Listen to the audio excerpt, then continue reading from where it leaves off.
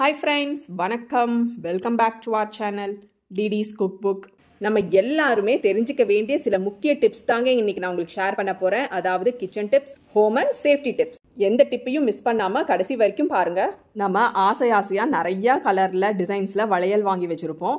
ஆனா இது டைட்டா இருக்கு, இல்ல சோப்பு தண்ணி யூஸ் பண்ணி போடணும் அப்படின்னு நினைச்சாலும் போட மாட்டோம். அதுக்குன்னு பெரிய சைஸ் வளையலும் நம்ம வாங்க முடியாது, போட்டா நல்லா இருக்காது. ஸோ அதுக்கு பாருங்க இந்த டிப் ட்ரை பண்ணுங்க. வீட்டில் எல்லாருமே வேஸ்லின் வச்சிருப்போம். அதுல இருந்து கொஞ்சமா எடுத்துட்டு நம்ம முட்டிக்கிட்ட இந்த மாதிரி சுத்தி போட்டு விட்டுட்டோம் அப்படின்னா ரொம்ப சுலபமா நம்ம வந்துட்டு வளையலை மாட்டிடலாம். பாருங்க எவ்வளோ ஈஸியா போகுதுன்னு. இல்ல வளையல் உள்பக்கம் கூட இந்த மாதிரி நீங்க வந்துட்டு வேஸ்லின் போட்டுட்டு ட்ரை பண்ணலாம். இந்த டிப் பிடிச்சதுன்னா ஷேர் பண்ணுங்க. இப்போ அடுத்ததா ஒரு கிச்சன் டிப். நீங்க பாக்குறது கிச்சன் வால். இதுல பாருங்க ஆயில் ஸ்டெயின் எப்படி இருக்குன்னு. அது மட்டும் இல்ல, இதை டச் பண்ணோம்னா பிசு பிசுன்னு இருக்கும். இதை வந்துட்டு போக்குறதுக்காக இப்போ ஒரு சூப்பர் டிப் பார்க்க போறோம். ஸோ இதுக்கு வந்துட்டு மைதா மாவு எடுத்திருக்கேன். வேற எந்த மாவு இருந்தாலும் சரி எடுத்துக்கலாம். அதை வந்துட்டு இதுக்கு மேல தூவிட்டு நம்ம இந்த மாதிரி எல்லா இடத்துலயும் படுற மாதிரி தேய்ச்சி விட்டுடலாம். இதுக்கப்புறமா இதை வந்துட்டு டிஸ்டர்ப் பண்ணாம ஒரு அரை மணி நேரம் இல்லாட்டி 1 மணி நேரம் அப்படியே விட்டுடலாம். இப்போ நம்ம இதுக்கு நல்லாவே ரெஸ்டிங் டைம் கொடுத்தாச்சு. இப்போ இந்த மாதிரி ஒரு திக் டிஷ்யூ பேப்பர் எடுத்துட்டு லைட்டா ப்ரெஸ் கொடுத்து இந்த மாதிரி தேய்ச்சி விட்டாலே போதும். சூப்பரா அதோட ஆயில் ஸ்டெயின்ஸ் எல்லாம் வந்துடும். இப்போ கடைசியா ஈர துணி எடுத்துக்கிட்டு நல்லா தொடச்சி விட்டா போதும். ஆயில் ஸ்டெயின்ஸும் அந்த பிசுப்பும் காணாம போயிடும். அவ்வளவுதான். இந்த டிப் யூஸ்ஃபுல்லா இருந்துச்சுன்னா லைக் அண்ட் சப்ஸ்கிரைப் பண்ணி எனக்கு சப்போர்ட் பண்ணுங்க. அடுத்ததான் நம்ம பார்க்க போற டிப் வரப்போற கார்த்திகை தீபத்துக்கு ரொம்ப யூஸ்ஃபுல்லா இருக்கும். இதுக்காக ஒரு பவுல் இல்லாட்டி கிளாஸ் டம்ளர் யூஸ் பண்ணிக்கலாம். தண்ணி ஊத்தியாச்சு. இப்போ வந்துட்டு கலருக்கு நான் பர்பிள் கலர் கொண்டு வரதுக்காக ப்ளூ கலரும் ரெட் கலரும் யூஸ் பண்ணியிருக்கேன். எவ்வளவு சூப்பரா இருக்கு பாருங்க. அடுத்ததா ஃப்ளவர்ஸ்க்கு நான் பெட்டல்ஸ் யூஸ் பண்றேன். இப்போ அடுத்ததா வந்துட்டு நான் பிளாஸ்டிக் ஷீட்ல ஓட்ட போட்டு திரியும் போட்டு வச்சிருக்கேன். இப்போ நம்ம இதுல ஆயில் அப்ளை பண்ணிடலாம். அடுத்ததா வந்துட்டு நம்ம ரெடி பண்ண பவுல்ல நம்ம இந்த ஆயிலை ஊத்தணும்.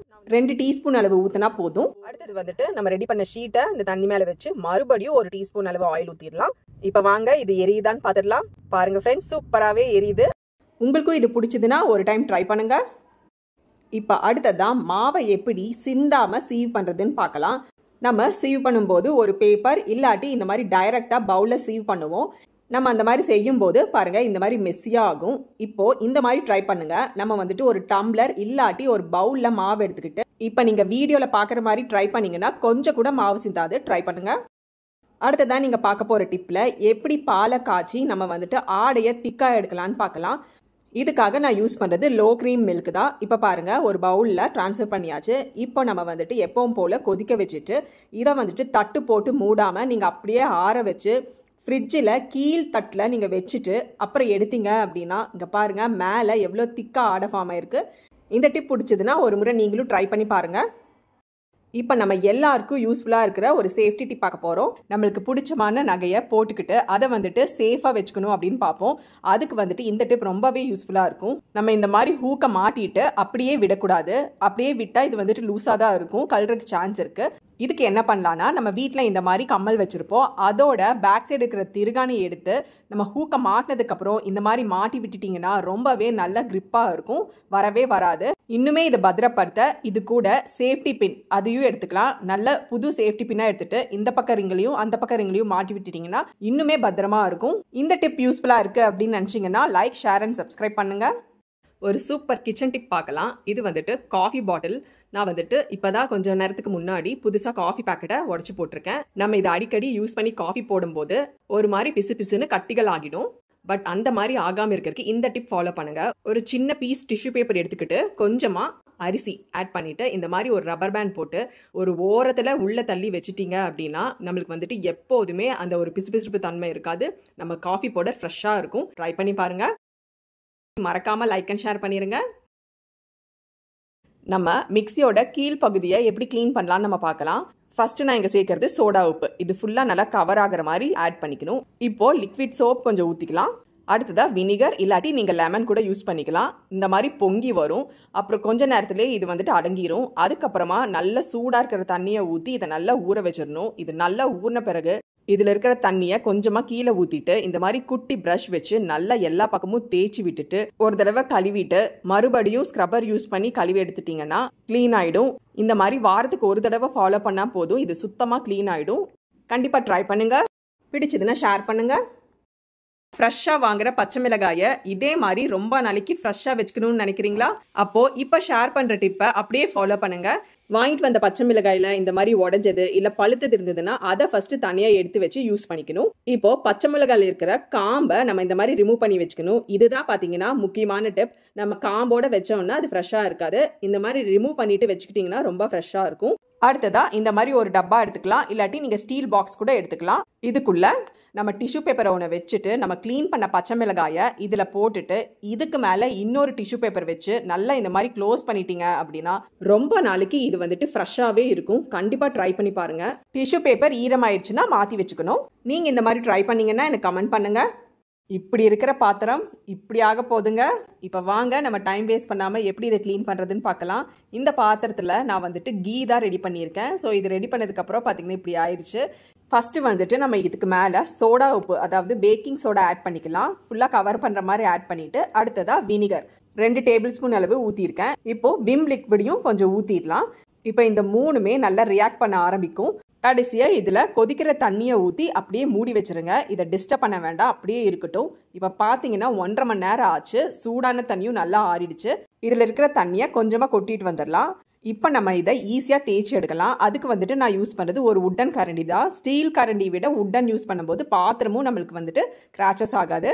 இப்போ நீங்கள் வீடியோவில் பார்க்குறப்பவே தெரியும், இது வந்துட்டு முக்கால்வாசி எல்லாமே வந்துடுச்சு. இப்போ இதை கொட்டிட்டு நம்ம நல்லா தேய்ச்சி விட வேண்டியது தான். மறுபடியும் கொஞ்சமாக லிக்விட் எடுத்து இதை வந்துட்டு நுர வர வரைக்கும் தேய்ச்சி விட்டாலே போதும், பளிச்சுன்னு ஆகிடும்.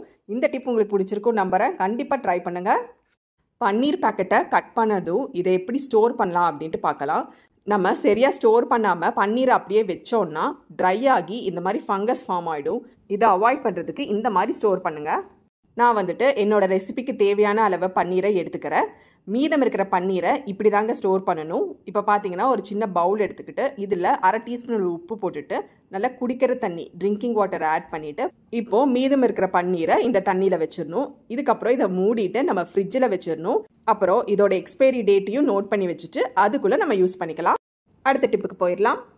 ரொம்ப நாள் பூண்டு கெட்டு போகாமல் எப்படி ஸ்டோர் பண்ணுறது அப்படிங்கிறத இந்த வீடியோவில் நம்ம பார்க்கலாம். ஃபஸ்ட்டு நம்ம கடையில் பூண்டு வாங்கும்போது நல்ல பெரிய சைஸாக பார்த்து வாங்குங்க. ஸோ தட் நம்மளுக்கு வந்துட்டு இந்த மாதிரி பிரித்து எடுக்க ஈஸியாக இருக்கும்.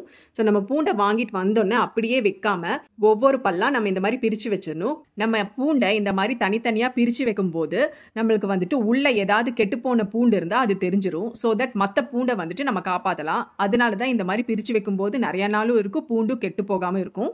இப்போ பாருங்க, நான் வாங்கின பூண்டை எல்லாமே பிரித்து வச்சுட்டேன். இப்போ வந்துட்டு இந்த மாதிரி டப்பாவில் போட்டு வச்சிடலாம். நம்ம சமையலுக்கு தேவையான பூண்டை எடுத்துட்டு ஒவ்வொரு டைமும் குலுக்கி வச்சுட்டோம் அப்படின்னா ரொம்ப நாள் கெட்டு போகாமல் இருக்கும். இப்போ இங்கே பக்கத்தில் பார்த்தீங்கன்னா இதோட தோல் இருக்கு. இதை தூக்கி போடாதீங்க. இது வந்துட்டு பாடி பெயின் வரும்போது ஒரு சின்ன கர்ச்சீஃப்ல கட்டிட்டு இதை சூடு பண்ணி வச்சிங்க அப்படின்னா பாடி பெயின் பறந்து போயிடும். ட்ரை பண்ணுங்க. ஒரு துளி ஆயில் கூட வேஸ்ட் பண்ணாமல் நம்ம யூஸ் பண்ண போகிறோம். இது பார்த்தீங்கன்னா நான் இன்னைக்கு தான் ஆயில் பேக்கெட்டை கட் பண்ணி ஊற்றிருக்கேன். இதில் பார்த்தீங்கன்னா அவ்வளோ ஆயில் இருக்குது. இது அப்படியே எனக்கு தூக்கி போட இஷ்டம் இல்லை. ஸோ இதை எப்படி யூஸ் பண்ணலான்னு நம்ம பார்க்கலாம். பாலக் பேஸ்ட் யூஸ் பண்ணி நான் வந்துட்டு சப்பாத்தி டோ ரெடி பண்ணியிருக்கேன்.